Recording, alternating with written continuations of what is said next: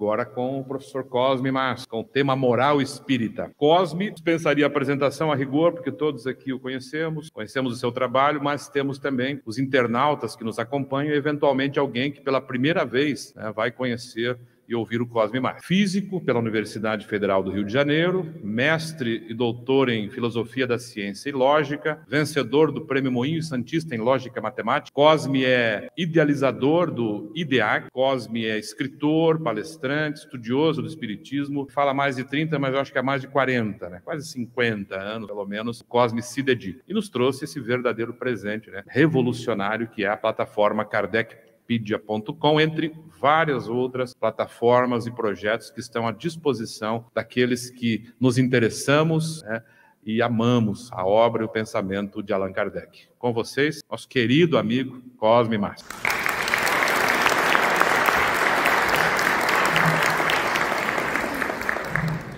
Haja coração, né, gente?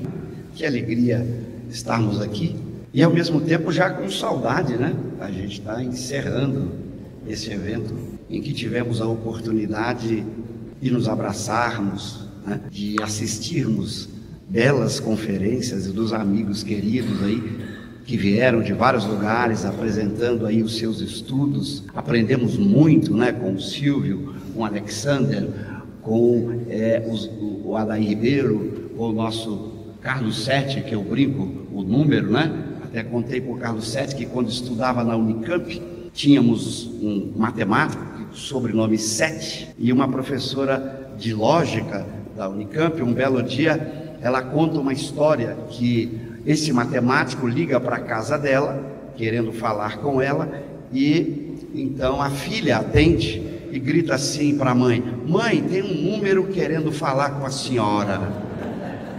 Tinha que ser filha de uma professora de lógica, obviamente, Então é uma alegria receber todos esses convidados, Sete, Adair, Alexander, Silvio, Luiz Cheim. Eu me recordo que há pouco tempo fizemos um bate-papo com ele aí, entre outros amigos, recordando os tempos da Unicamp, e ele já começou dizendo: olha, eu trabalho para o Cosme. Então é um amigo muito querido, que fez esse trabalho de tradução para inglês apoiado no francês. Ele usou o francês digitalizado. Eu mandei para ele as obras em francês que tem na Kardecpedia em PDF, para que ele pudesse então usar para fazer o trabalho. Foi por isso que ele foi capaz até de sugerir alterações no português, na tradução portuguesa, porque ele estava usando os originais franceses, ok? Bom, temos aí a missão de falar desse tema, a moral espírita. E eu brinco que quando estávamos preparando o evento, eu esperei que todo mundo desse sua temática, para eu escolher então do que eu falaria. Então eu falei, bom, como as pessoas não vão tocar diretamente, especificamente na moral espírita, eu senti na obrigação de fazê-lo. Vamos falar um pouco da moral espírita. Bom, nós vamos nos basear para tratar desse tema em algumas frases que estão no Livro dos Espíritos, nas questões 629, 630 e 614, nessa ordem, lá a 629, no meio a 630 e por último a 614. Os Espíritos respondem a Kardec, quando Kardec pergunta sobre o que é moral, a resposta que está aí na primeira frase: a moral é a regra de bem proceder, isto é, a distinção entre o bem e o mal. Funda-se na observância da lei de Deus. O homem procede bem quando tudo faz em vista e pelo bem de todos, porque então cumpre a lei de Deus. Bom, se a gente começa a refletir aí nos termos, e eu coloquei obviamente as duas outras frases que explicam algumas das expressões que aparecem nessa frase que eu acabei de ler. Mas é importante começar destacando que a moral é a regra de bem proceder. Então veja que de cara os Espíritos colocam a moral como responsável pela conduta, pela ação, uma ação no bem, um proceder no bem. E conclui dizendo aí nessa primeira sentença que é a distinção entre o bem e o mal. A moral cabe isso. E de novo, quando os Espíritos vão dizer o que é o bem ou o mal, quando Kardec pergunta, está na segunda frase. O bem é tudo que é conforme a lei de Deus, o mal tudo que lhe é contrário. Então veja que a moral aqui é colocada de uma maneira muito objetiva, já que nós temos em Allan Kardec aquilo que alguns pensadores antes na história da filosofia tentaram fazer e que Kardec fez junto com os espíritos de forma primorosa, que usando expressões que o Silvio usou, que o Alexander usou, uma naturalização da moral, ou seja, uma proposta de moral que se fundamenta em leis da natureza. Então, portanto, como nós vamos ver, uma moral que é objetiva no sentido de que você tem um critério para saber como proceder bem. Você vai apoiar-se nas leis naturais, ok? Então esse é um ponto importante que eu quero explorar. Na última frase, o que está sendo dito? A lei natural é a lei de Deus, é a única verdadeira para a felicidade do homem. Indica-lhe o que deve fazer ou deixar de fazer, e ele só é infeliz quando dela se afasta. Então veja que aqui tem elementos fundamentais que vamos explicar ao longo desse nosso primeiro bate-papo, que se relaciona a moral sempre com a conduta, já que ela se fundamenta na lei natural, e a lei natural diz o que o homem deve fazer, portanto, a ação, o que ele deve fazer, ou deixar de fazer, ou não fazer. Deixar de fazer também é uma ação, como a gente depois vai explorar um pouquinho. Há um outro elemento que a gente quer explorar, que está implícito aqui nessas questões, ao dizer que ela é a única verdadeira para a felicidade do homem, e mais adiante, que o homem só é infeliz quando dela se afasta.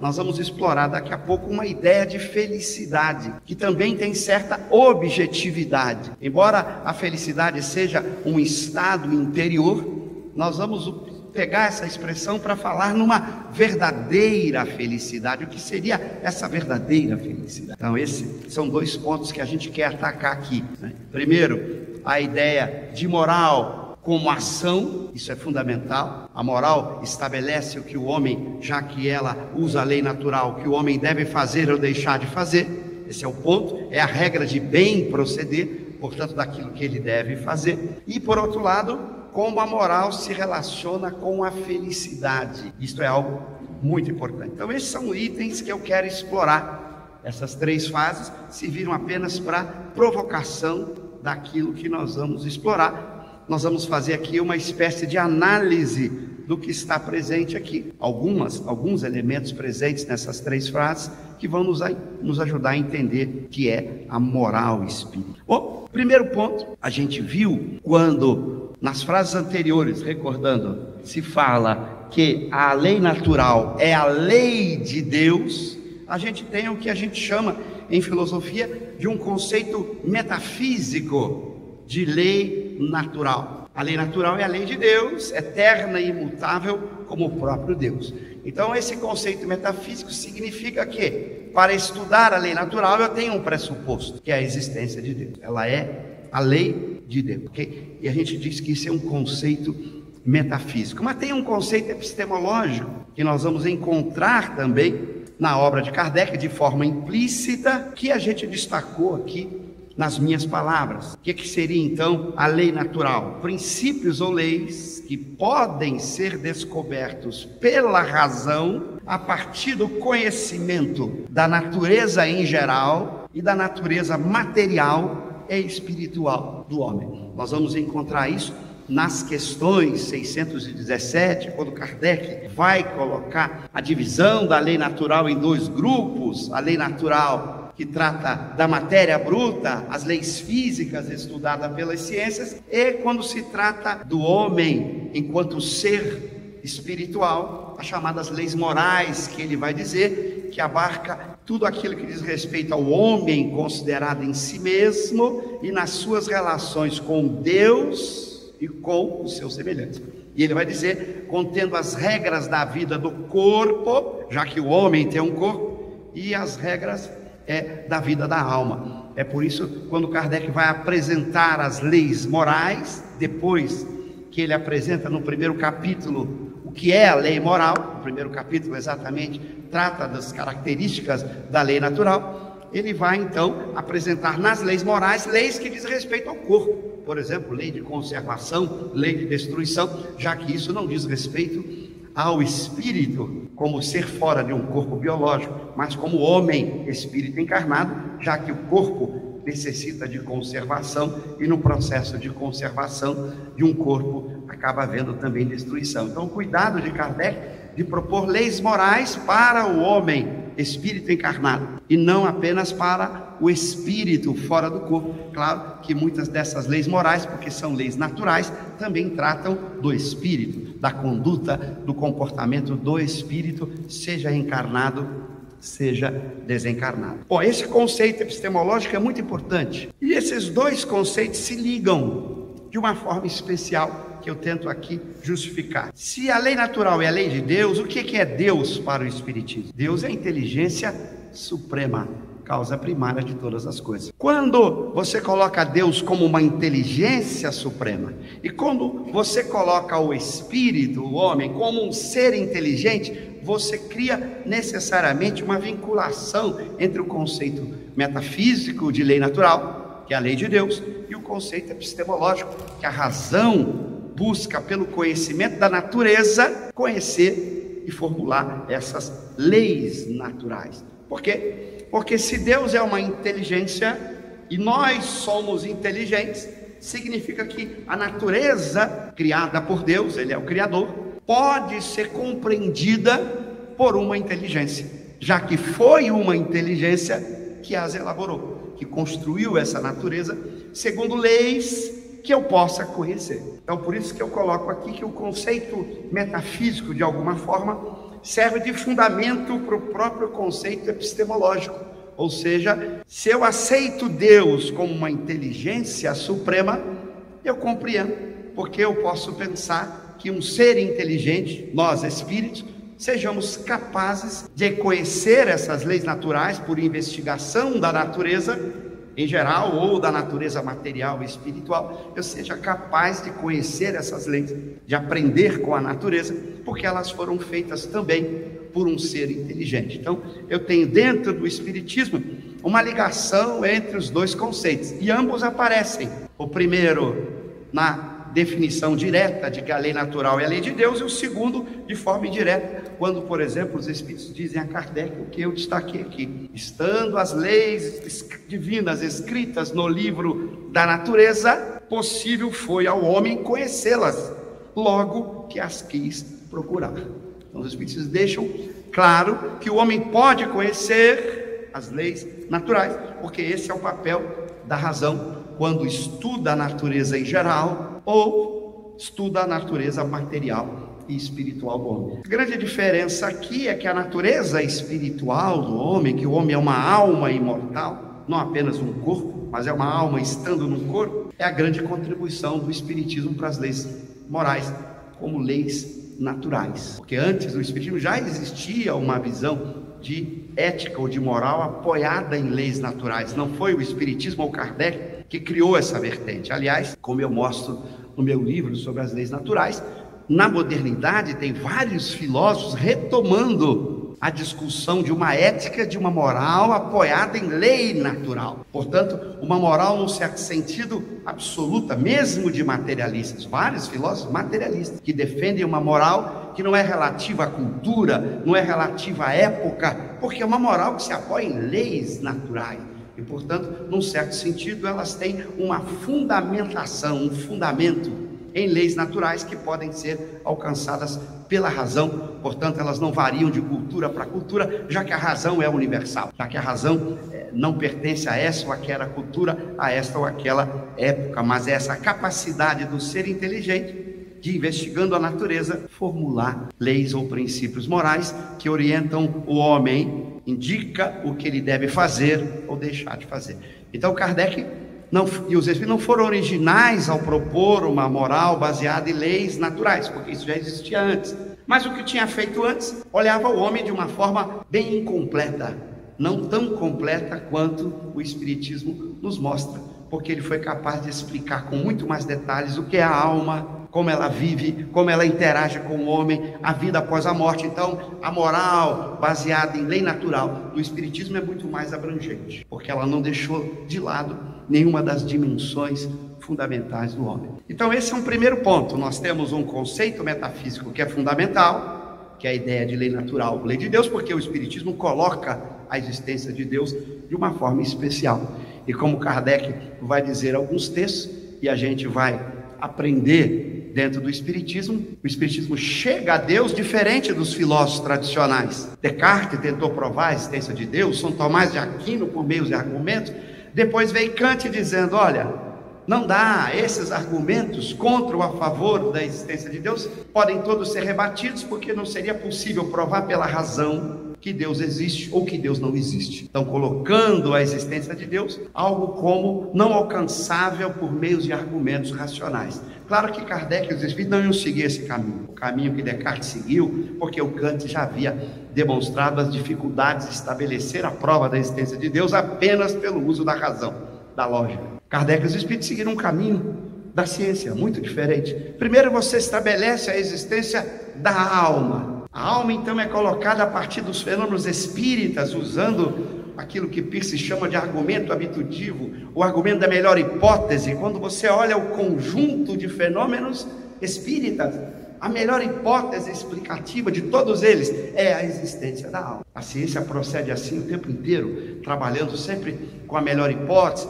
Claro, tem outros ingredientes, a melhor hipótese, a mais simples e vários outros elementos que se usa quando você propõe alguma teoria apoiada na experiência e em fatos. Uma vez que você chega à alma, chega ao espírito depois, como um ser pensante, cria um processo ou aperfeiçoa esse processo de diálogo com os espíritos, em que esse diálogo não é apenas um diálogo de mão única, mas de mão dupla. Os espíritos falam, você questiona, você pergunta. Essa interação que Kardec mostrou ser possível, não apenas ouvinte, mas alguém que interage, chega-se a uma moral, chega-se a uma concepção de ser inteligente, chega-se a uma escala espíritas em que há espíritos superiores, muito evoluídos, tudo isso a partir dessa lógica extraordinária que Kardec nos trouxe, e a partir dali os próprios espíritos colocam a existência de Deus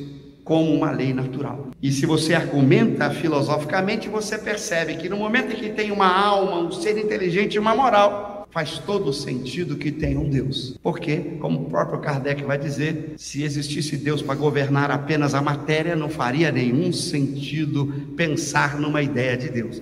Então Deus vai surgir como uma consequência filosófica da ciência espírita. Por isso a gente pode dizer que nós temos muitos argumentos no Espiritismo a favor da existência de Deus. Não argumentos lógicos, racionais puros, mas argumentos a partir da ciência espírita. Então Kardec teve essa lucidez do espírito, se chega a Deus como uma consequência lógica natural, porque tudo aquilo que a ciência espírita demonstrou a partir da interação com os espíritos, ali está também Deus como uma realidade, e todos os espíritos colocam Deus como essa realidade. Então veja, são duas ideias que a gente pode agora trabalhar de forma muito tranquila: a existência de Deus e a partir daí a noção de lei natural apoiada nessa existência, e por outro lado a ideia de lei natural como aquilo que a razão alcança, uma vez que Deus é essa inteligência que deu ao universo, um mecanismo regido por leis que uma consciência inteligente pode então compreender e formular. Bom, então esse é o primeiro ponto. Agora nós vamos para o ponto essencial, que eu considero mais importante, que é a ideia de moral como ação, já que ela fundamenta num bem proceder, naquilo que o homem deve fazer ou deixar de fazer. Então a moral necessariamente se vincula com a ação humana. E o que a gente vai fazer aqui é mostrar como, usando aquilo que vários filósofos trabalharam sobre a ação humana, fica muito mais claro, talvez, a gente entender a moral espírita. É uma forma didática de entender a moral espírita. Não que Kardec ou os espíritos tenham usado a teoria da ação humana dos filósofos. Claro que não fez isso. Os textos estão aqui. Mas, didaticamente, a gente pode usar vários elementos da ação humana para favorecer a nossa compreensão dos elementos chaves mais importantes que estão por trás do que é a moral espírita. E nós vamos ver que essa moral espírita é muito exigente. E a importância, às vezes, de você compreender com mais profundidade, usando o apoio da filosofia, para a gente ter um pouco mais de clareza do que é essa moral espírita. Então, de novo, o que nós vamos fazer agora é usar um pouco da teoria da ação para nos ajudar a entender o que está por trás, talvez, desses textos aqui. Bom, antes, no entanto, eu quero abordar um aspecto muito importante que estava nas frases anteriores, que a gente não para pensar. Se no texto que vimos, a lei natural indica o que deve fazer ou deixar de fazer, e ele só é infeliz quando dela se afasta, ou por outro lado, a outra frase que dizia que a moral, que o homem que segue a lei moral é feliz, eu tenho o que eu chamo aqui de um conceito de verdadeira felicidade. Ora, se eu não cumpro a lei, eu sou infeliz, como a lei é algo que pode ser alcançado pela razão, não é um conceito subjetivo, no sentido de que varia de indivíduo para indivíduo, de época para época, ele tem um fundamento racional que se pretende universal. Essa é a característica de uma lei natural, a sua universalidade, que ela não dependa do contexto da época, não é uma moral relativa, como se hoje coloca muito no meio acadêmico, pensando que moral tem que ser relativa à cultura, a uma época. Não, ela pode ser pensada de forma universal. Aí a gente extrai um conceito que eu escrevo nas minhas palavras, que talvez esteja por trás desses textos. Haveria, segundo o Espiritismo, um conceito de verdadeira felicidade, que poderia ser definido mais ou menos da seguinte maneira: um estado interior de equilíbrio, paz e alegria. São alguns elementos aqui de emoção que a gente, quando está feliz, percebe, alcançado pelo homem ao cumprir as leis naturais. Ou seja, por outro lado, qualquer estado de prazer e alegria que fosse alcançado desrespeitando as leis de Deus, ou leis naturais, mesma coisa, são sinônimos, seria uma espécie de felicidade ilusória ou mentirosa, que cedo ou tarde desaparecerá, com possíveis consequências infelizes. Então a ideia de que eu tenho um conceito por trás de verdadeira felicidade. O homem é verdadeiramente feliz se ele cumpre as leis de Deus. Ponto. Uma vez que eu alcanço essas leis de Deus com a razão, cumprir a lei de Deus é produzir em si um estado de felicidade.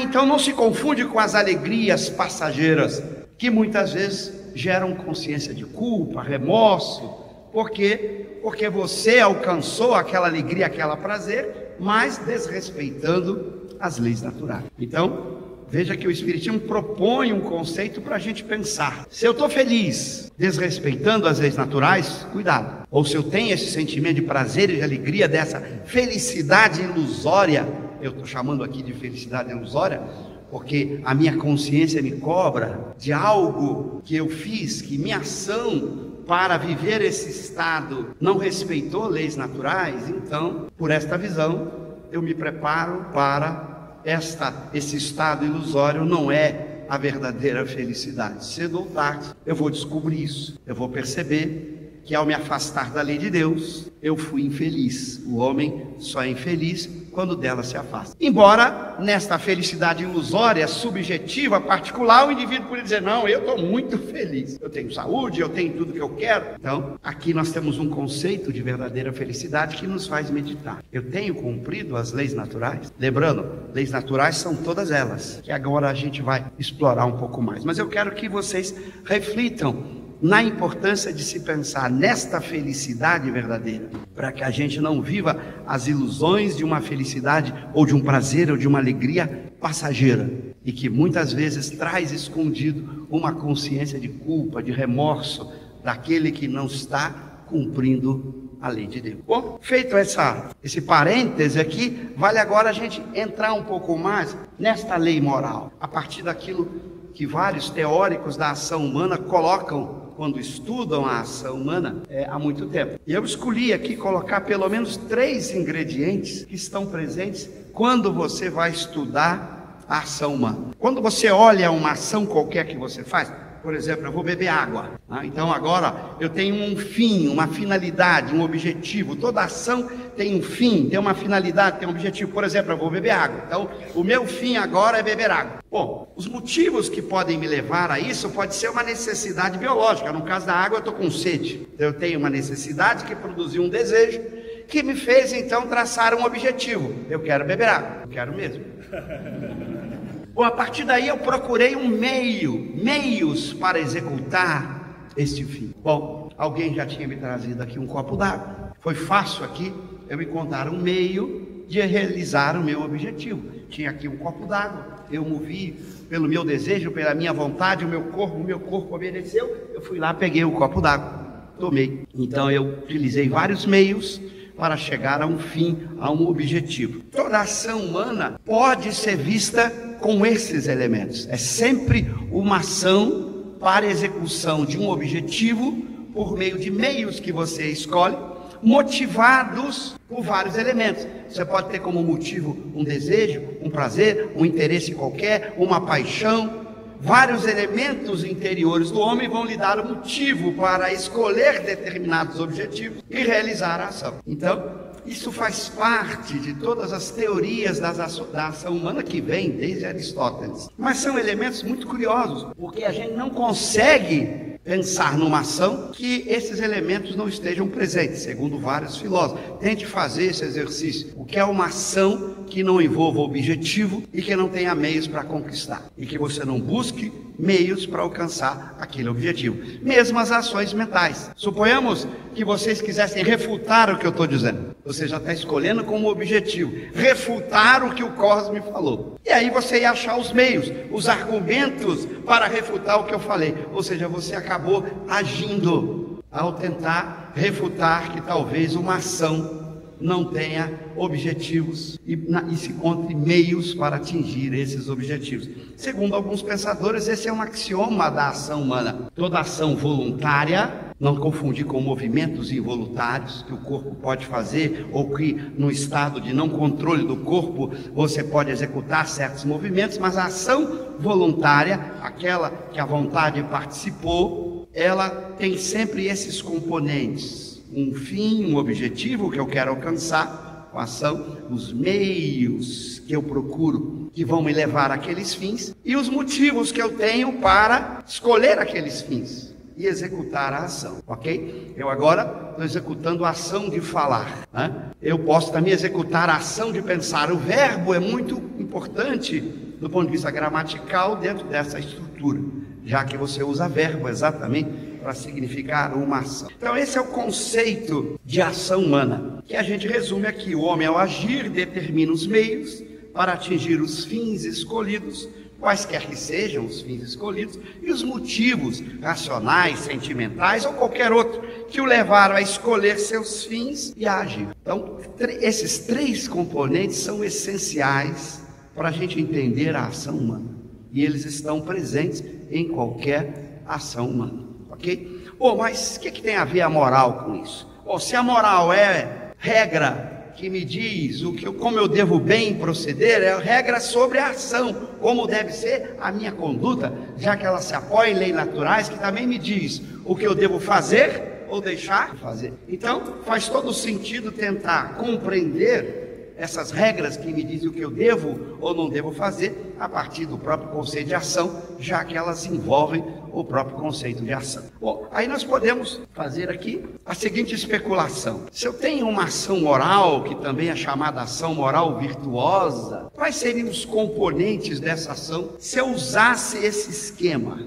Bom, aqui eu começo a perceber que se eu uso esse esquema, o quanto a ação moral virtuosa é exigente. Meios e fins devem ser delimitados pela razão de acordo com as leis naturais. Se numa ação moral eu tenho que respeitar aquilo que as leis naturais indicam para mim, o que eu devo fazer ou não fazer, eu não posso, segundo a lei natural, fazer o que eu quiser, porque eu vou desrespeitar a lei natural. Então, tanto os fins quanto os meios vão ter que estar selecionados para não desrespeitar a lei natural. Por que fins e meios? Não apenas fins. Porque a gente quer evitar que o indivíduo determine um fim. Por exemplo, eu quero ajudar pessoas que estão com dificuldades materiais, ou pessoas que estão com problema de saúde, precisando de uma assistência. Tracei um fim, ajudar alguém na dificuldade que ele está enfrentando. Se eu colocasse só o fim, eu teria o problema do Robin Hood, né?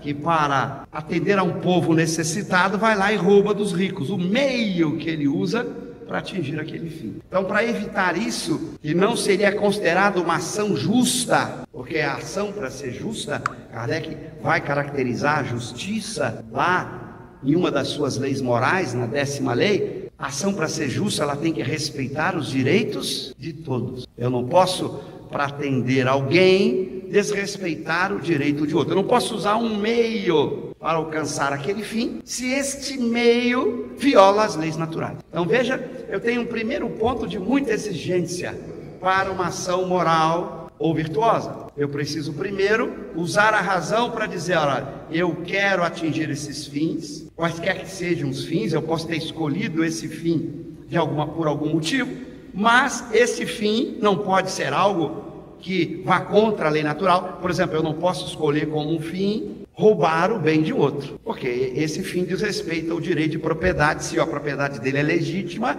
eu não posso fazer isso. Eu também não posso escolher como meio algo do mesmo tipo. Então, os fins, quando eu vou defini-los, eu tenho que pensar, escolho esses fins e olho para as leis naturais no seu conjunto. Um outro aspecto que não dá para explorar aqui, que eu exploro no meu livro sobre as leis naturais, nunca você pode olhar as leis morais que Kardec propõe isoladamente. Elas têm que ser vistas no seu conjunto. Porque uma lei moral ou uma lei natural, porque tem algumas leis morais cujos limites de compreensão delas são estabelecidos em leis naturais, não apenas em leis morais propriamente dito. Você tem que olhar o conjunto das leis naturais, porque uma lei natural moral de alguma maneira interfere na compreensão da outra lei natural. Então você tem que olhar isso em conjunto. Para dar um exemplo claro, todos nós temos uma ideia de que agredir um inocente, matar o inocente, seja algo não moral, não justo, ok? A gente tem essa concepção, mas nós temos também um princípio de legítima defesa, que é um direito. Não vai dar para entrar aqui nas distinções direito e dever, mas a lei natural estabelece o que eu devo fazer. Como direitos e deveres estão sempre juntos,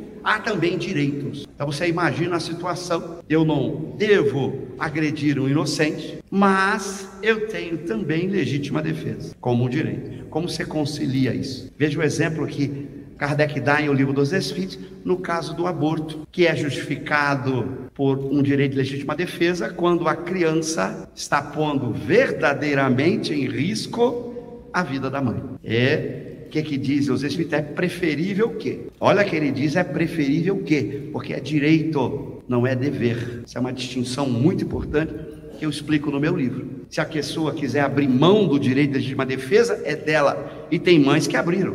Tem mães que, por mais que o médico tenha dito, olha, você vai provavelmente morrer se continuar com a gravidez, ela, por alguma razão, por algum motivo que talvez ela consiga explicar, ela resolve prosseguir com a gravidez. E há muitos casos em que ela prossegue e ela não morre nem a criança. Direito é direito, eu escolho. Dever é dever, eu tenho que fazê-lo. Então, conciliar as diversas leis morais, que é o trabalho da razão. Porque as leis morais não são regras matemáticas isoladas, que cada uma vale separadamente. Você tem que olhar no seu conjunto. Mas quando os Espíritos vão falar, por exemplo, da legítima defesa, não no caso específico do aborto, o que eles respondem a Kardec? Mas é excusável. Só a natureza, só vai poder dizer. Porque você tem que olhar de fato se era necessário usar o seu direito. Olha o risco. Às vezes a pessoa fala, para me defender eu matei fulano. Só ele sabe, porque o julgamento será de sua consciência. Ele está usando o direito de legítima defesa ou ele está violando o dever de não matar? Olha a questão. Imagina, como é que dizem os Espíritos? A consciência dele vai dizer, porque ele vai ter que de fato perceber se ele extrapolou, violou o dever, ou se ele estendeu demais o direito de legítima defesa. Por exemplo, imagina que ele tivesse consciência de que ele não precisava matar para evitar ser assassinado, que ele podia ter feito outra coisa, mas ele teve o maior prazer de eliminar. Olha o problema, ele ampliou o direito dele, ou ele usou como desculpa a sua legítima defesa. Então olha a dificuldade, ele tem que conciliar vários aspectos da lei moral. Por isso que a consciência dele é a única que tem de posse de tudo que ele sabe, de todas as suas intenções, é que vai fazer o julgamento. Por isso, nesse caso, os motivos importam, não apenas o fato. Que motivo o levou a usar o direito de legítima defesa até esse ponto, ok? Bom, então, quando você está numa ação moral, você tem objetivos, fins e meios que você vai escolher refletindo a partir da lei natural que você precisa conhecer, precisa saber. Bom, mas mesmo que você cumpra isso, olha, eu escolhi objetivos coerentes com a lei natural, escolhi os meios adequados para levar os fins, mas os meios todos também são coerentes com a lei natural. Será que eu já fiz uma ação virtuosa? Aí vem um ponto adiante na ação virtuosa, que é uma ideia que vem antes já de Kardec, com Kant, e vem antes de Kant com o próprio Jesus. Os motivos importam. Isso aqui é para você eliminar o que alguns filósofos chamavam do canalha legalista. É o sujeito que segue a lei, né? Ele cumpriu a lei, mas por trás o seu pensamento oculto, os seus desejos. Exemplo simples, né? A pessoa tem algum cargo que depende de voto, ou da opinião, ou do prestígio que outras pessoas lhe dê, e ele vai lá, ajuda essas pessoas com recurso próprio, ou seja, ele distribui alimentos, ele atende a carência daquela comunidade com recursos próprios, para evitar que os meios por ele escolhidos fossem contrários à lei.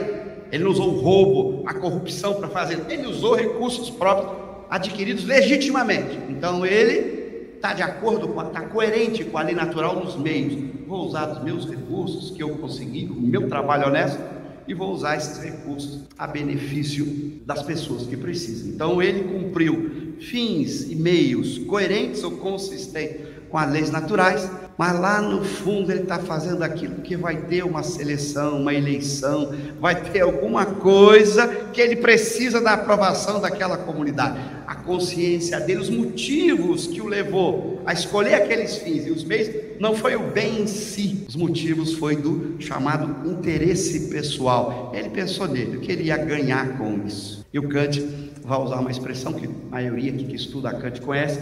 Ele diz assim: para uma ação ser virtuosa, você tem que agir por dever e não segundo o dever. E que os espíritos usam expressões curiosas. Ele diz assim: agir por ardor natural do coração, por puro respeito à lei de Deus, por desinteresse. Claro, muito cuidado, eu explico isso no meu livro, muito cuidado com a palavra desinteresse. Não é desinteresse no sentido absoluto da palavra, porque toda ação é necessariamente interessada. Por exemplo, você quando escolhe fins e meios, você tem o interesse de que os fins sejam alcançados.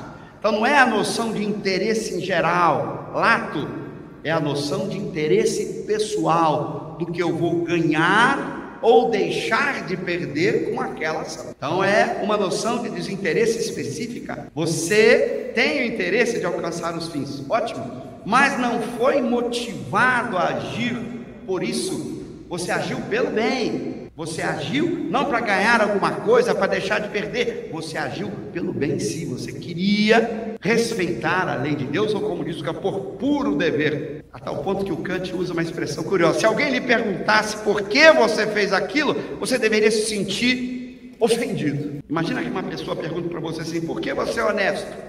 Se você não se sentir ofendido com a pergunta, você não entendeu o que é a virtude da honestidade. Porque você não vai dar uma resposta: eu agi porque eu agi por dever. Então, a ética espírita é muito exigente, porque é de fato o conceito mais profundo que a gente tem do que seja uma moral por virtude. Eu preciso conhecer a lei natural para escolher meus fins, meus meios, e eu preciso vigiar o meu mundo interior para saber por que estou escolhendo aqueles fins, por que estou agindo daquela maneira. Você fala: mas para que essa exigência? Não bastaria só ficar nos fins e meios de acordo com a lei de Deus? Por que exigir nesse nível? Porque o objetivo da ação moral não é apenas alcançar os fins, mas mudar o caráter do homem que está fazendo aquela ação. Na visão espírita, nós sabemos que não estamos aqui simplesmente para fazer o bem, estamos aqui para fazer o bem, mudando a nossa natureza moral de espírito imperfeito. Nós precisamos mudar esse mundo interior para introjetarmos a lei moral em nosso mundo, que a simples pergunta de por que estamos fazendo aquilo já seria uma ofensa. A gente mudou a nossa natureza de tal maneira que a ação no bem é espontânea e única. Porque se você ficasse o tempo inteiro sem se preocupar com os motivos, preocupando apenas com meios e fins, você pode agir durante um tempo segundo o dever, segundo a lei, mas quando o seu interesse pessoal fosse botado em xeque, você fala, agora não. Agora o meu interesse pessoal foi colocado em xeque. Agora eu não vou mais agir desse jeito. Então, para que você possa introjetar em si essa lei moral, essa lei natural, de tal maneira nenhuma circunstância, nenhum interesse seu que seja questionado possa mudar a sua forma de ser. É isso que se espera quando se coloca uma moral desse nível de exigência. Não é apenas fazer o bem, mas é mudar-se ao fazer o bem. É fazer essa transformação profunda de consciência, em que você descobre que deve fazer o bem porque deve fazer o bem, não para ganhar algo, não para deixar de perder algo. Então é um salto que já está em Jesus e que vai ser, obviamente, formalizado por filósofo, um dos principais filósofos que formaliza essa ideia de desinteresse, exatamente Immanuel Kant, e que o Espiritismo coloca, e eu cito aqui para vocês consultarem depois, questão 897, quando Kardec pergunta se o indivíduo deve fazer o bem, pensando no que vai ser para ele na outra vida, né? Você fala assim, eu vou fazer o bem, porque eu já li lá nas obras espíritas, que se eu não fizer o bem, o que me aguarda do lado de lá, na próxima existência?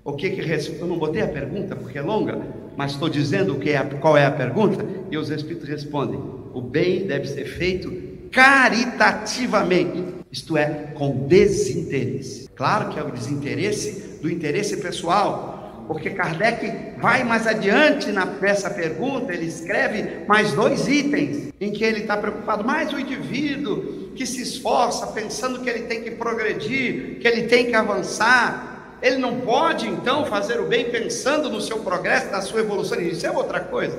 Por que é outra coisa? Porque pensar no progresso, na evolução, é algo mais amplo que não diz respeito a esta ou aquela ação particular. Esta ou aquela ação particular é feita por desinteresse. Embora eu tenha um desejo amplo, a concepção geral de que eu tenho que evoluir, todos nós espíritos aprendemos assim. A gente precisa evoluir.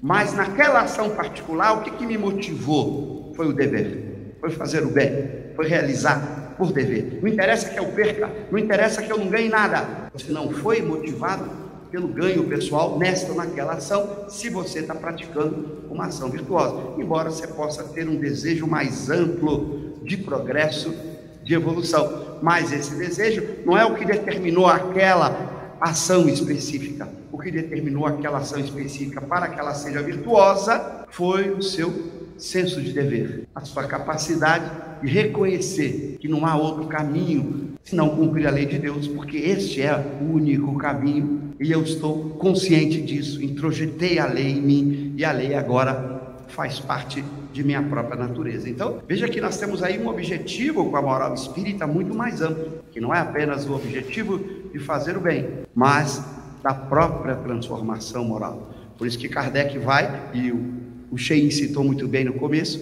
ao falar porque é espírita, porque ele faz o esforço, o espírita faz o esforço para vencer suas más inclinações, para ser cada dia melhor, e esse esforço significa combater, em última análise, o interesse pessoal. Aliás, quando Allan Kardec no Livro dos Espíritos vai perguntar qual é a marca do espírito imperfeito, aquilo que nos caracteriza como espírito imperfeito, se eu deixo de lado aquelas coisas mais graves, aquelas coisas que aparecem na primeira vista, se eu deixo de lado, claro, se o sujeito é desonesto, se ele é agressivo, se ele desrespeita o outro, eu já sei que ele é espírito imperfeito, mas deixa de lado isso tudo. Suponha que aparentemente ele é respeitador das pessoas, ele não agride ninguém, ele é honesto, tira tudo isso. Qual seria a marca prática da imperfeição? A resposta é muito simples: o interesse pessoal. E os Espíritos dizem mais: fira a corda do interesse pessoal e o caráter se põe a descoberto.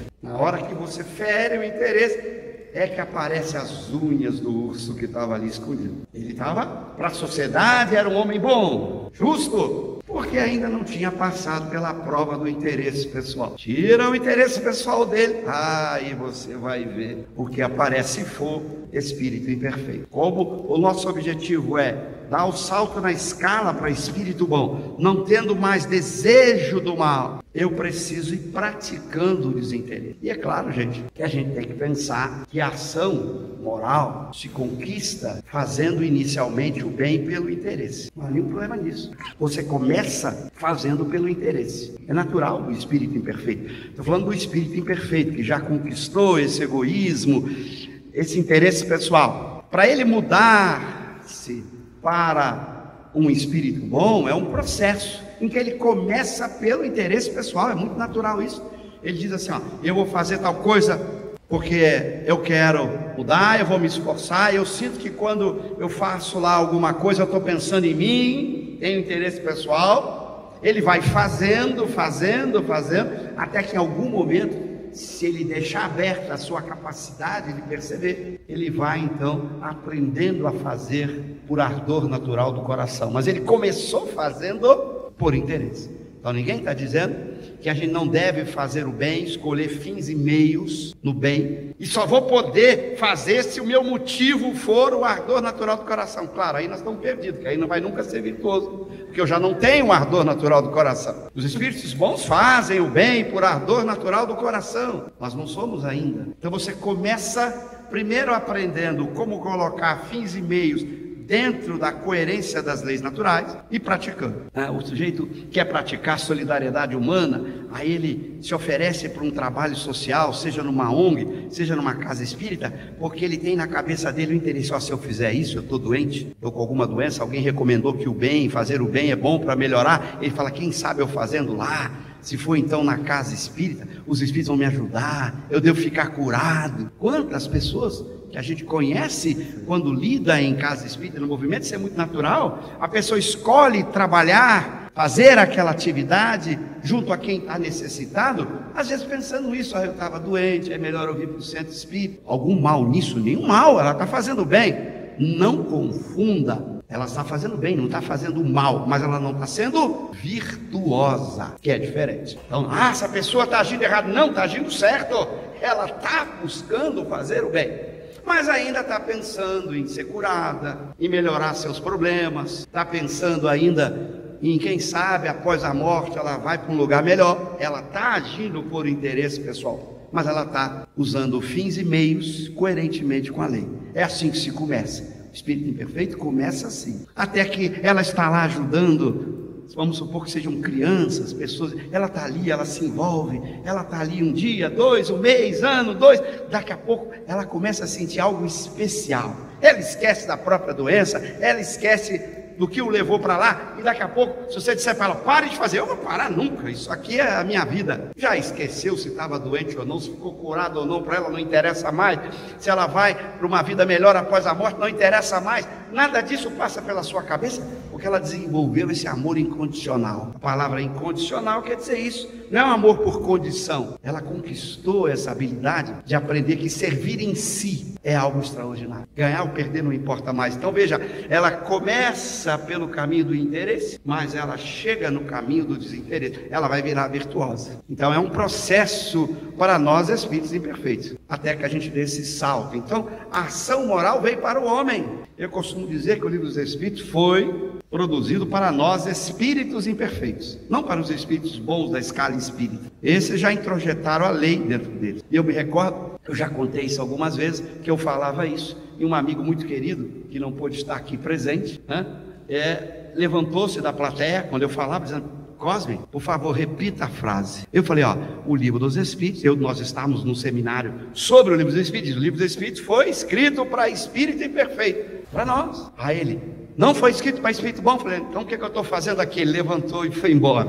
Mas na verdade ele não levantou e foi embora, ele foi ao toalete porque eu já ia dar o intervalo, né? Então a gente começa a perceber que a moral espírita é exigente e tem que ser, porque o que Deus quer de cada um de nós é que a gente se transforme na realização do bem, e dessa maneira a gente vai virando esse espírito bom até chegar ao estado de espírito puro. Então veja que esses conceitos que vêm da filosofia podem nos ajudar a entender um pouco a grande responsabilidade que nos cabe como aqueles que desejamos viver uma moral baseada em lei natural, não uma moral relativa à época, a costume, mas que possamos vivê-la dessa maneira mais ampla, não apenas colocando fins e meios, mas também adicionando a necessidade que o mundo interior se transforme nesta ação do bem. Se eu fizer isso, eu vou caminhando a passos largos. Ao fazer o bem por interesse, não estou fazendo o mal. Olha a diferença importante. Ao fazer o bem por interesse, não estou fazendo o mal. Se eu não estou fazendo mal, não terei expiação do mal praticado, porque não estou fazendo o mal, mas terei prova do desinteresse. Nós teremos que passar por provas. Suponha o caso de uma pessoa que está sempre fazendo bem por interesse. Em algum momento ela tem que passar pela prova de que seu interesse pessoal está sendo colocado em xeque, para que ela de fato mostre que aquela ação do bem, que ela prove para si própria, que aquela ação do bem de fato a transformou a tal ponto que ela não sofre mais a tentação do interesse pessoal. Então veja, quem faz o bem tem muito a ganhar, porque não está fazendo o mal. Não vai sofrer a expiação de um mal que ele não fez. Mas ele não pode dizer assim, eu só faço o bem.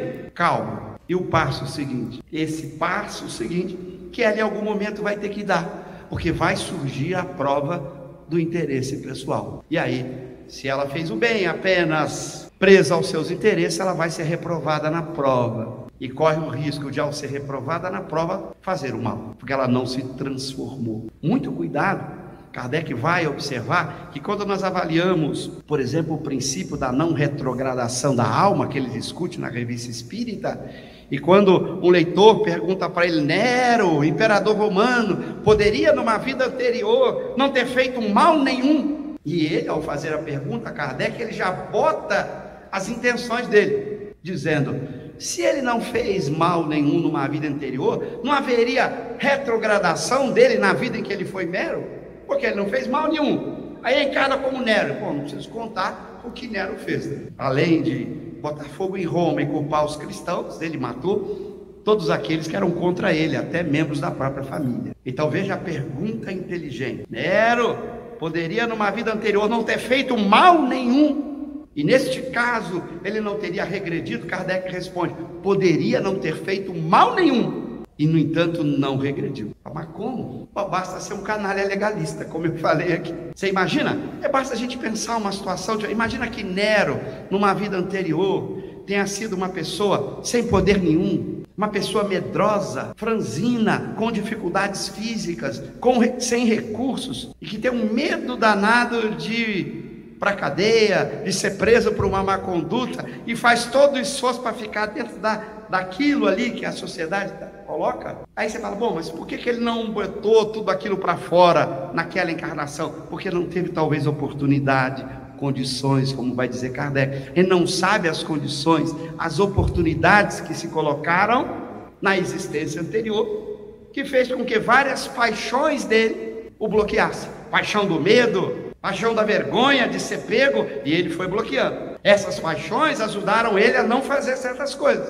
Mas aí, quando dão para o indivíduo o poder de fazer as próprias leis, né? De não ser julgado por ninguém, o imperador romano não era julgado por ninguém, ele fazia as leis para os outros, para ele não valia. Ninguém poderia julgá-lo, prendê-lo, fazer nada. Nessa hora, o verdadeiro caráter, a verdadeira natureza moral se mostra. E aquelas paixões de medo, de receio, de ser pego, são mais frágeis agora do que o desejo, a ganância de poder, o desejo de conquistar tudo o que ele acha que ele merece, e essas outras paixões acabam mostrando a sua verdadeira natureza moral. Então, por isso, não é só fazer o bem, é mudar a própria natureza moral, se a gente quer, de fato, avançar no progresso que nos compete avançar. Bom, como faltam 10 minutos, né, eu vou parar por aqui. Era esse o recado que eu queria dar para vocês. Passo aí se tiver alguma pergunta, viu, Márcio? Vou fazer bem rápido para não tomar o tempo de vocês, para a gente tentar respeitar o horário de término, ok? Obrigado.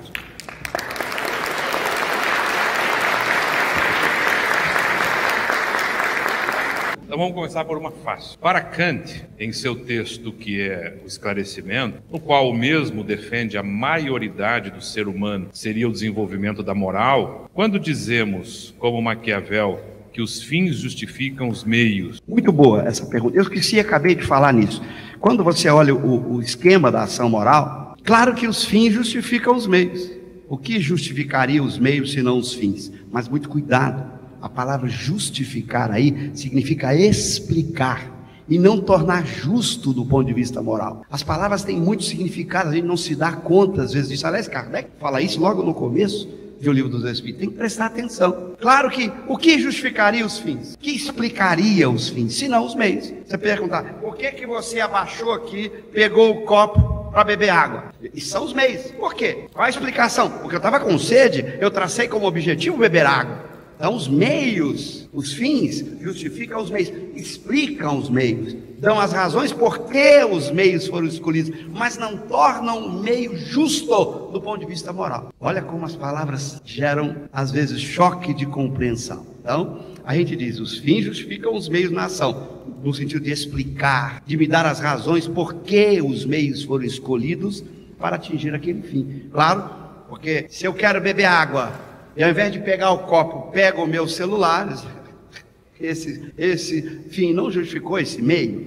Então, muito cuidado. Então, não é tornar justo, correto do ponto de vista moral. Isso não. Como eu citei o exemplo do Robin Hood. Os fins não tornam justo a conduta daquele que rouba um bem adquirido por honestidade. Esse é o pressuposto. Lembra a propriedade legítima de Allan Kardec? Há uma propriedade legítima que é tão sagrado quanto o direito à vida. No Espiritismo isso é muito claro, pergunta 882. O direito de viver e o direito de defender a propriedade legitimamente adquirida é direito sagrado, de acordo com a lei natural. Então a pessoa tem direito à sua propriedade, legitimamente conquistada. Eu não posso chegar lá e roubar da pessoa para dar para uma outra. Esse meio eu não posso usar, ok? Eu tenho que encontrar outro meio, que será justificado ou explicado pelo fim, mas não tornar o meio justo. Entenderam a diferença? Senão eu tento explicar de novo, mas muito cuidado com a palavra justificar, ela tem vários significados, como todas. Por isso eu digo sempre, gente, não se prenda a palavras, Kardec nos ensina, se prenda a ideia, o que está por trás das palavras. O que a pessoa quer dizer, para que você possa, então,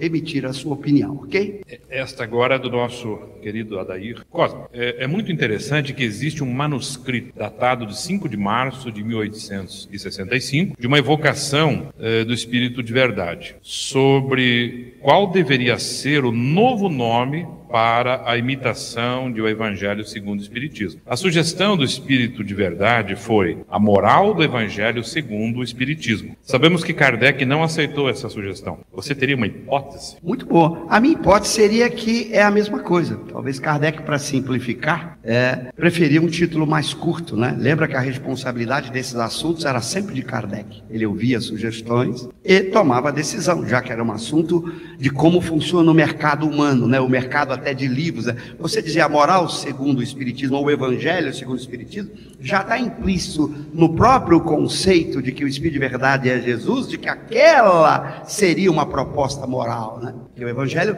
nasce exatamente como que aquilo que expressa o que Cristo nos legou, e foi um ensinamento moral. Jesus não nos legou nenhum ensinamento que não seja fundamentalmente um ensinamento moral. Ele não se preocupou com as leis físicas, materiais, humanas, ele se preocupou com as leis que diz respeitam à alma. Então talvez por isso, talvez minha especulação, talvez Kardec tenha percebido, olha, eu não preciso botar a palavra moral, seria um acréscimo a mais, bastava colocar o Evangelho segundo o Espiritismo. Kardec sempre teve esse cuidado, né, de às vezes melhorar a precisão.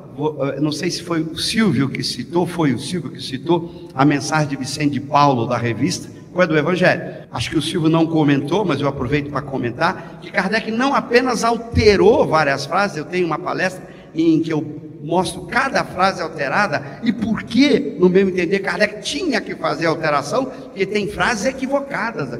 Mas Kardec não fez só isso, ele trocou o título. Na Revista Espírita, Vicente de Paula deu o título A Caridade. No Evangelho virou a beneficência, que é algo totalmente diferente. E se você olhar o que está no texto da mensagem de Vicente de Paulo, não é caridade, de fato é beneficência. Kardec percebeu isso. E ele trocou o título da mensagem para ficar mais consistente com o conteúdo do texto. Então ele tinha essa habilidade especial. Você pode dizer, mas então o Espírito de Verdade errou? Não vou pensar por aí. Até porque o problema da identidade é grave, né? A gente sabe, o problema da interferência mediúnica, da expressão dos termos.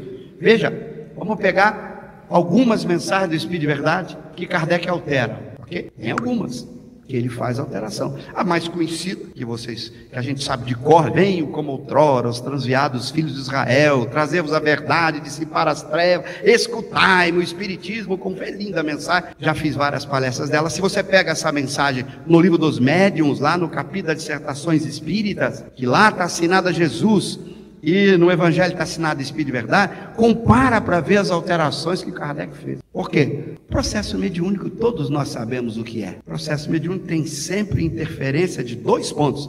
Aliás, capítulos fundamentais de O Livro dos Médiuns. Um capítulo que é talvez o mais curto do Livro dos Médiuns, que a gente não presta atenção. Influência do meio. Capítulo curtinho, vai ler lá com atenção. Não é só o médium que interfere no processo, o meio interfere, o meio. Há nas atas, numa das atas das reuniões espíritas de Paris, em que há um diálogo entre Kardec e São Luís, se não me falha a memória, em que Kardec está conversando com São Luís, isso está também nas atas. De repente Kardec percebe que não é São Luís, pelo conteúdo das respostas. Kardec questiona São Luís por que ele deixou aquilo. Ele fala o quê? Quem eram as pessoas presentes à reunião? O meio. Então Kardec escreveu um capítulo primoroso, curtíssimo, mais profundo, da influência do meio. Então, se você dissesse assim, mas então o Espírito de Verdade errou, eu falei, bom, eu não iria tanto. Talvez a influência do meio, as próprias palavras do médium,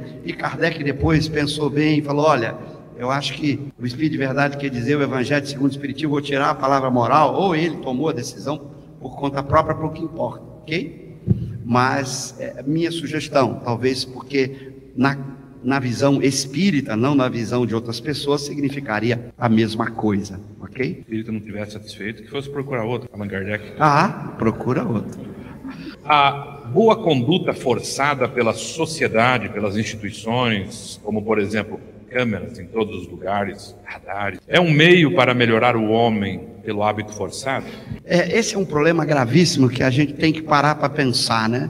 Porque quando Santo Agostinho vai falar, por exemplo, no conhecimento de si mesmo, aquela pergunta 919, em item A, né? Extraordinário, né?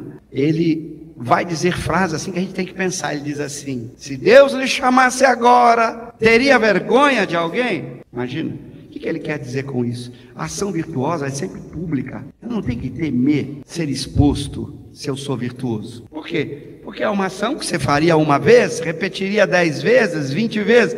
Então, do ponto de vista ético, a ação virtuosa, eu não tenho que temer o olhar de ninguém, como disse Santo Agostinho. Agora, existe uma outra questão de controle social, aí é uma outra questão que eu preferia não entrar, que é de filosofia política. Eu sempre digo, às vezes as pessoas me provocam para eu entrar em filosofia política. Eu digo assim, eu decidi a minha vida, quando estou falando em público, falar de filosofia moral. Claro que filosofia moral e filosofia política tem zona de interseção. Eu acabei de dizer uma. O direito de propriedade, pergunta 8.8.12, legitimamente adquirido, está lá como um princípio moral, que também tem interseção com a zona da filosofia política. Mas são questões mais complexas, que precisaria de raciocínios de outra natureza. Não que eu não queira falar de filosofia política, que eu não gosto, no privado até falo. Mas eu acho que é mais importante a gente entrar na questão moral. Por isso que a minha questão se prendeu à resposta moral. O homem virtuoso quer filmar, filma, quer olhar do ponto de vista da virtude. Ele está pouco se ligando se alguém está vendo. Até porque Paulo já nos alertou, né? Temos uma nuvem de testemunhas. Então, Mas a questão política, analisada agora sobre o outro prisma do controle social, do controle da mente, do controle da conduta das pessoas, é uma outra questão que eu prefiro não abordar, ok? Cosme, o espiritismo, sendo uma ciência de consequência moral e tendo demonstrado a existência da alma de forma científica e as leis que regem o mundo da alma através do estudo dessas leis, pode-se dizer que ele, o espiritismo, comprova a existência de Deus de forma científica? Num certo sentido, sim, porque, veja, o que é a palavra comprovar? Eu sou estudioso de lógica, muito cuidado, né? Prova absoluta não existe nenhuma. Se você usar a palavra comprovar no sentido absoluto, isso não existe. Toda prova é hipotético-dedutiva. Se toda prova é hipotético-dedutiva, você tem um problema. Eu provo a conclusão a partir da hipótese. Aí fala, então para ser rigorosa eu tinha que provar a hipótese. Mas para provar a hipótese eu tenho que usar outra hipótese numa regressão infinita. Então se a pessoa pensa que comprovar é ter o fim desse processo, é claro que esse processo não se... Agora, se a gente usa uma noção um pouco mais reduzida, que os cientistas, o Alexander usou aqui várias vezes, a questão das evidências, que levam à hipótese melhor, porque ninguém propôs outra igual, ou propôs uma concorrente. Veja, é o exemplo típico do raciocínio que o Espiritismo faz para dizer, há uma alma que pensa fora do corpo. Pegue todos esses fenômenos que o Alexander citou, todos eles adiciona as centenas de fenômenos que estão na Revista Espírita. Me dê uma hipótese explicativa melhor do que a hipótese espírita. Bom, ninguém sugeriu até agora, e eu ousaria dizer, nunca vão sugerir, que seja simples, que seja consistente dentro do contexto da teoria, porque não basta a hipótese isolada, tudo aquilo que está ligado a ela tem que manter uma coerência, uma consistência, e quando você olha a teoria espírita do ponto de vista da consistência, da coerência, ela tem uma coerência interna, porque todos os princípios se ligam de alguma maneira, então não basta só a hipótese, existe uma alma, tem mais. Por isso que quando o Pondé lá no vídeo fala que por que os espíritas não provam a reencarnação, eu respondi daquela jeito, ele desconhece a epistemologia da ciência. Nunca se prova um princípio isoladamente, não existe isso. Isoladamente eu não provo princípio nenhum, mesmo que eu use vários fenômenos para isso. Porque o princípio só ganha sentido, os termos que nele aparecem, no contexto de uma teoria. É muito simples. O que é reencarnar? O que é reencarnar? O que é essa alma? Como é o processo? Tem muita coisa ligada ali. Se eu não uso o conjunto de uma teoria, eu não tenho evidência suficiente para ir provar isoladamente nenhum princípio. Eu preciso do contexto. A não ser princípios tão simples, né? De teorias tão simples que não são teorias tão abrangentes. Aí talvez eu pudesse criar uma teoria muito simples para tratar de um objeto bem delimitado, em que eu teria evidências que provariam. Mas teorias simples, as principais teorias da ciência só são justificadas ou só tem evidência no contexto da própria teoria. Não dá para pegar uma lei isolada, um princípio e dizer, olha, essas evidências provam esse princípio. Não são suficientes. Mas mesmo, voltando agora mais diretamente à questão, veja que essas evidências me permitem dizer que a teoria no seu conjunto é consistente ou coerente com todas essas evidências. Mas como ninguém foi capaz de apresentar uma outra teoria que no seu conjunto fosse consistente com essas evidências, então, como vai dizer Kardec, até que alguém me coloque uma, a teoria espírita está aí à disposição. Porque a maioria dos materialistas não propõe teoria, eles negam os fatos. Negam as evidências, o que é uma bobagem. Negar uma evidência não é provar a sua falsidade. A maioria nega até a evidência. Tem alguns que se atreveram até a explicar aquela evidência de alguma maneira. Veja o caso irônico aqui que colocou o Shein do músculo estalante. O sujeito pegou uma experiência lá, criou uma teoria, que é até complexa, que vai ter músculo, tem não sei o quê, mas ele olhou uma evidência isolada, que nem aquela isolada seria suficiente, por isso que Kardec lembrou, escreve, toca música, foi lembrando que não é barulho ao acaso, um toque, um estalido, são comunicações inteligentes, sofisticadas, que nenhum músculo é capaz de produzir. Então você tem que olhar o conjunto de evidências, que se aplica a um conjunto de princípios que constitui a teoria, para que aí você decida, olha, esse conjunto de evidências é consistente com essa teoria, até que alguém me apresente outra. Esta é a melhor teoria possível. Então, nesse sentido, no momento em que eu olho a teoria como um todo, como eu tentei dizer, e Kardec vai dizer que a existência dos espíritos é também suficiente para provar a existência de Deus, como o contrário, a existência de Deus para provar a existência dos espíritos, nesse sentido de prova. Se eu tenho evidências de que há um espírito, se eu tenho evidências da comunicação, se eu tenho evidência de todos os princípios espíritas que estão relacionados entre si, há espíritos puros, perfeitos, há uma moral. Gente, se não tiver Deus, não faz sentido. Então, você tem aí argumentos que são de natureza lógico-científicas, mas não prova no sentido absoluto do termo prova ou comprovação, que aí não existe para nada. Como lógico, a gente brinca isso.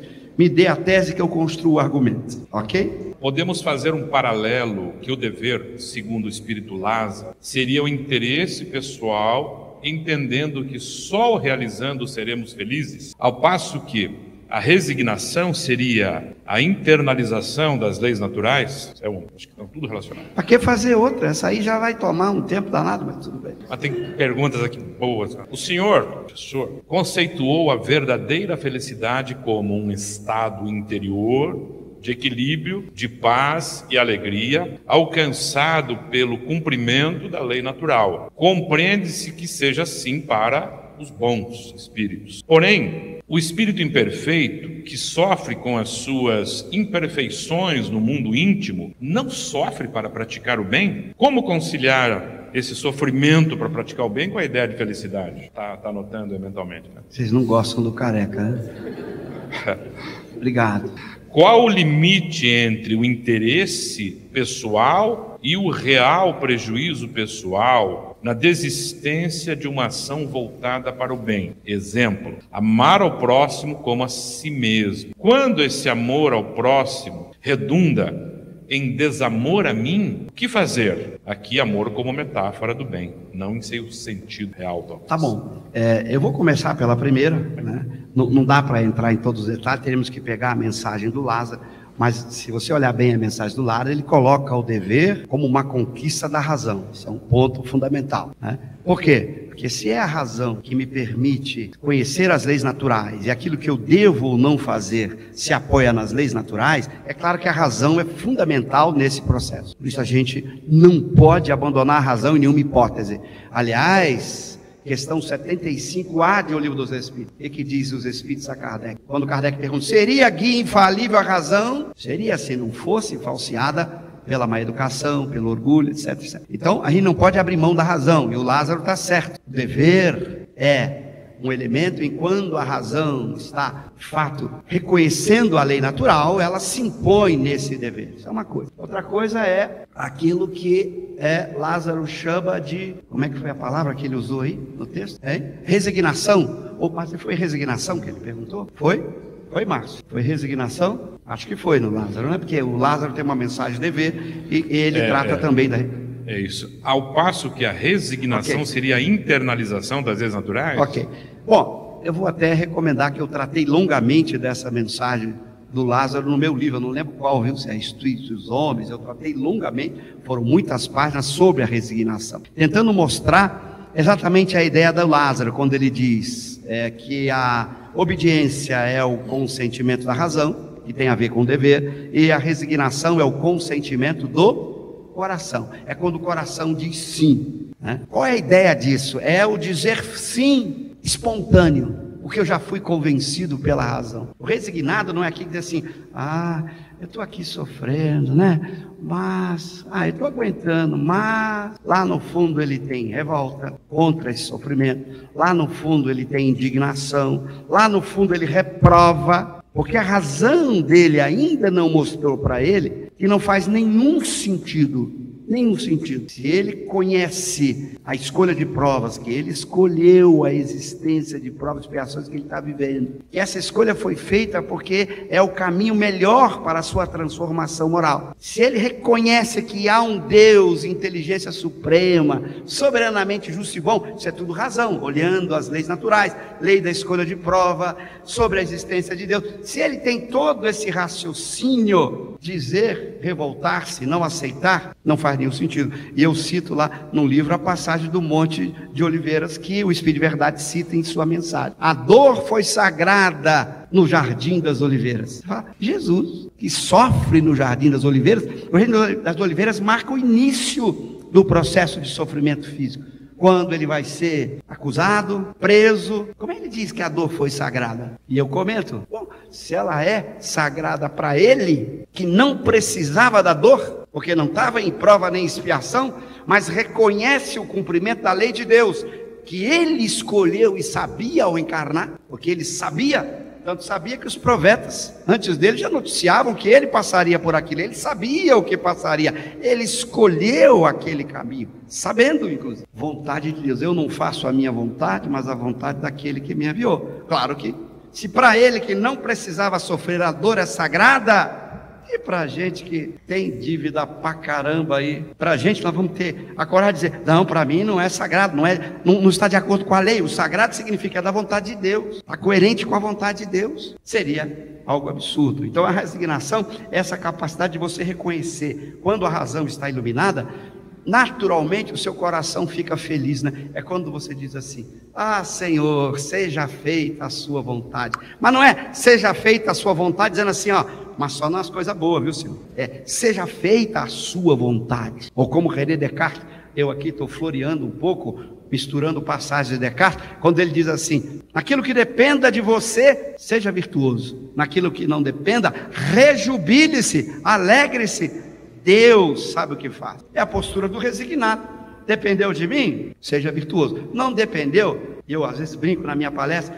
Você vai ao médico e descobre que está doente. Você, sim, Senhor, seja feita a sua vontade, com alegria. Aí tu busca tratamento, porque a razão diz, busca tratamento. Aí você vai para o tratamento. Aí o médico começa a tratar. Você vai lá de novo, ele diz assim, piorou. Você, sim, Senhor, seja feita a sua vontade. E você vai, continua o tratamento, piora mais, você vai morrer. Sim, Senhor, seja feita a sua vontade. Porque o que pior que pode acontecer é o melhor, tu morrer. Olha, o cara falou ali que quando ele achou que estava morrendo, ele falou, que coisa maravilhosa. Kardec chama a morte de libertação. Mas a libertação que não dependeu de você, senão é suicídio. A libertação que dependeu da vontade de Deus, das leis naturais. Então essa capacidade de dizer, sim, Senhor, apertou mais a dor, aumentou. E nessa mensagem de verdade, o que ele diz? Eleve a sua resignação ao nível de suas provas. A prova aumentou. O que você faz? Mais alta resignação. Sim, Senhor. Aumentou mais. Sim, Senhor. Mas é dizer sim, Senhor, com o coração.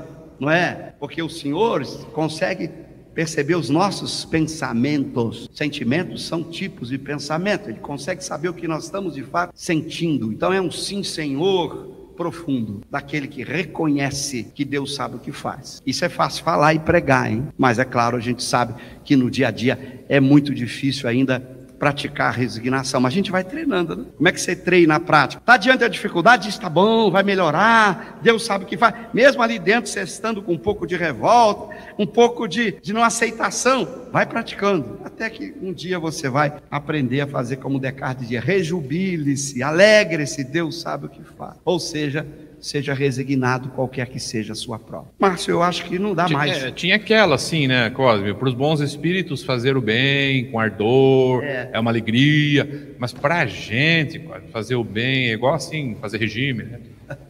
Como é que concilia isso com a visão de felicidade? Se para fazer o bem dói? Claro.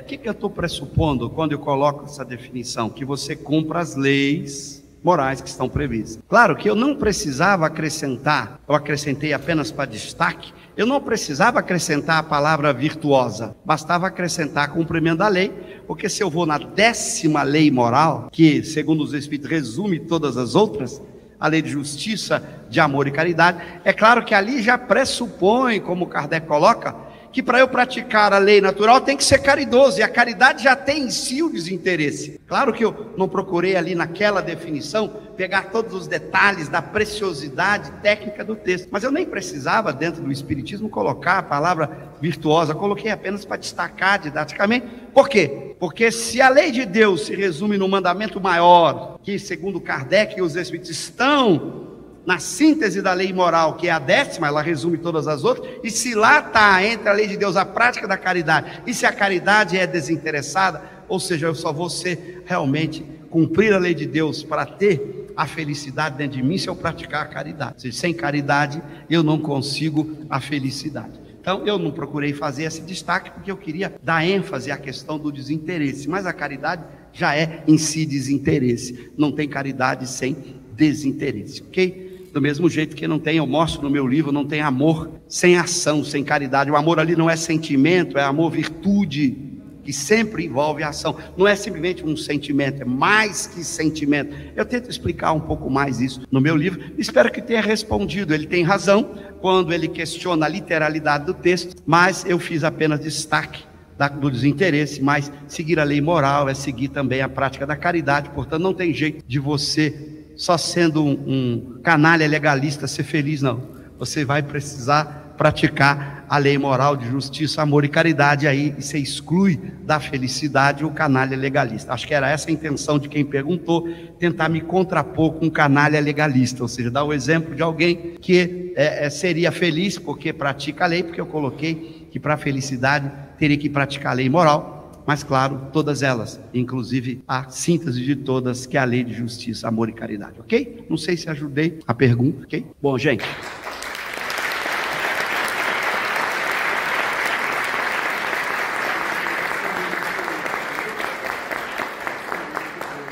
Bom, eu não sei o que dizer. Agora é um momento difícil, né? Que é o momento da despedida, né? Depois de trazer amigos tão queridos, eu queria agradecer as pessoas que vieram aqui e nos ensinaram muito. A Silvio Chibene, ao Alexandre Moreira,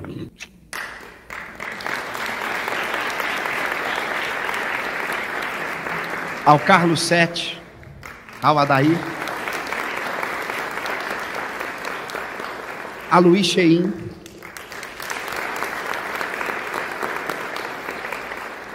a toda a diretoria do IDEAC, aos conselhos, que graças a eles o evento aconteceu. Como eu disse, meu papel foi só ajudar na escolha das pessoas, nada mais que isso. Todo o trabalho foi da diretoria do IDEAC, então um agradecimento especial ao IDEAC por isso. O agradecimento a Lília, que é da diretoria. E eu volto a repetir, Lília, Gilberto, que somos os três diretores, Lília, Gilberto e Cosme, depois o Conselho Deliberativo, que tem aí também o Márcio, o Daniel, quem mais está aqui? A Rosana, quem eu esqueci aqui que está mais para ele, o Mário Arias. Então todo esse grupo que propiciou esse evento, de várias maneiras,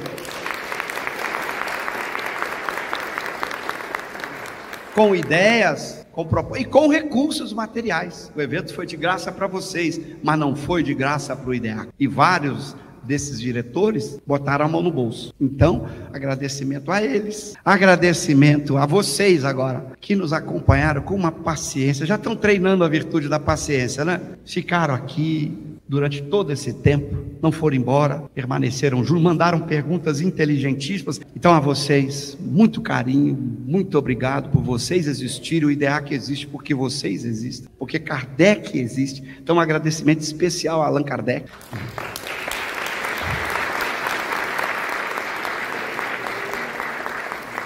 E obviamente ao Espírito de Verdade.